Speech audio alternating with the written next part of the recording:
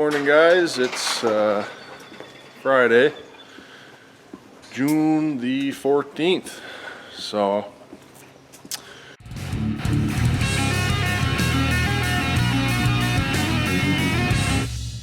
had a bit of rain early this morning. It's not too bad right now.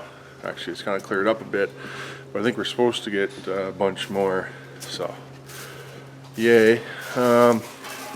Just in the barn right now. Empty barn. Well, not quite. There's a few cows left. I'll show you here in a minute. But we got the cows moved up onto their day pasture area today. Give the other pasture a bit of a break. We use that in the nighttime. Keep them a bit closer to the barn. So, anyways, so there's one there pretty near out. It's just standing outside the barn. That's the one I think that went and ran through the fence on us the other day. I think you've seen in that video. Somebody noticed anyway. And of course the heifers are all still in. They don't go out. They'll go out when they're bigger. Like that one there is a first calf heifer. She calved a few weeks ago, I think, or maybe a month ago, I don't know. So that was her first experience with the electric fence, and she didn't really seem to be that concerned with it.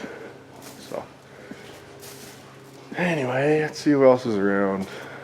These here cows are more content eating silage than going out.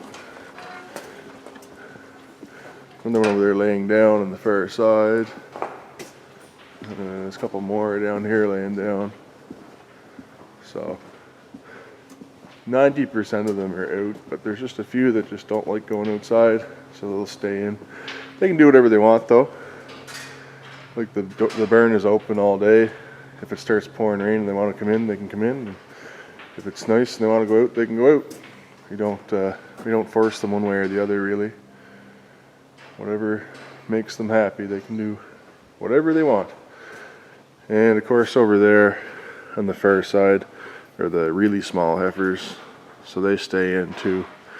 So there's still 20 heifers in here plus whatever dairy cows don't want to go out. So I'm not sure how much of this you can see because it never seems to work out for me on camera. You'll be able to see closer to the top for sure. They were able to grout all that yesterday, all the way around, all the way to the bottom. So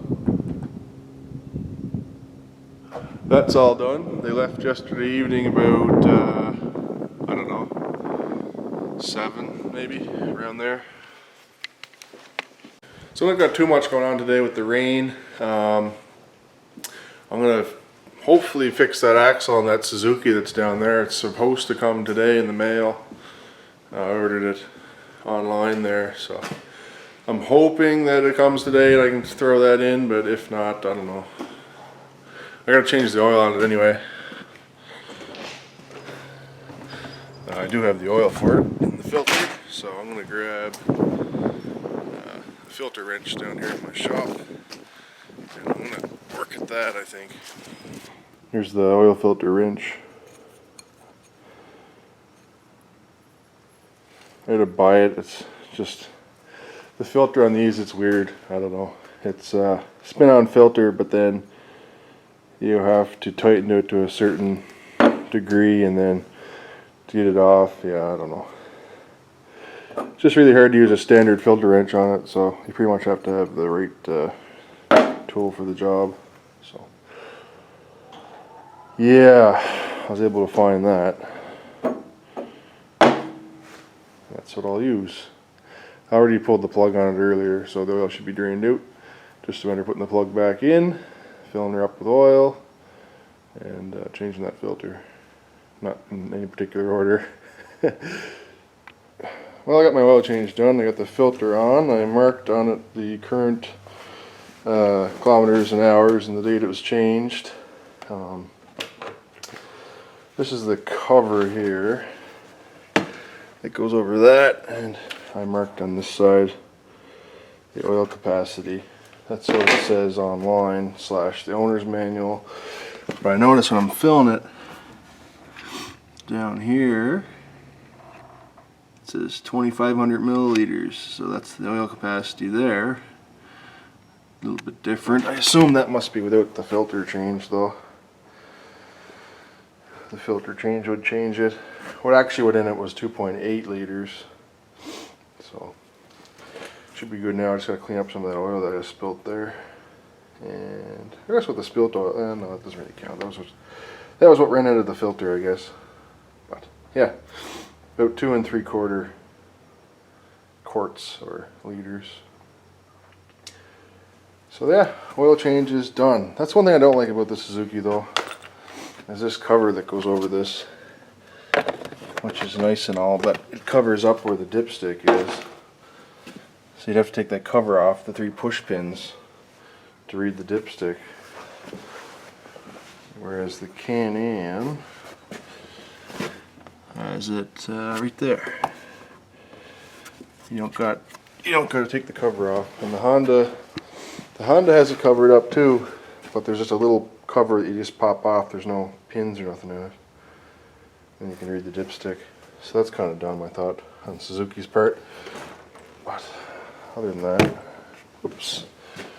Other than that, it's a pretty good rig. I guess if you're really bored, you could drill a hole in the side of the cover. I don't know why it's like that. Whatever.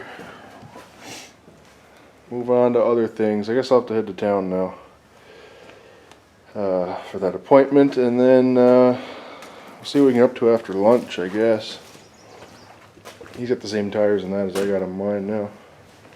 On my Can-Am. Only difference is the size. Good tires, I guess. Good afternoon, guys. Looks like the axle came for the bike, so I guess I'll get that on there. Got the new axle on, just getting ready to bolt on the tire and wheel, but the Suzuki is actually pretty good for taking the axle out on the back anyway. Typically what I would do is I'd unbolt the shock and probably the A-arm where it mounts to the frame and swing it out, and that would give you enough clearance to get the axle out of the hub assembly. But with this one you can leave the whole A-arm on the bottom in place, the shock bolts right to it, and the sway bar bolts to it also. So I just took this bolt out here in the end of it, and you can lift up the whole thing out of the way without touching anything, just that one bolt and the nut on the end. So pretty easy job on the old Suzuki. All done, ready for pickup. Do the chores now and stuff, so I was hoping to get my garden plowed, but I don't know if the rain's gonna hold out for me or not. It's spitting now, I think. Anyway guys, thanks for watching. Hope you guys enjoyed today's video. I know it was a bit short, but you never know. Every day is different. So anyway, if you don't mind, hit that thumbs up button and leave a comment below and subscribe if you want to. See you later, guys.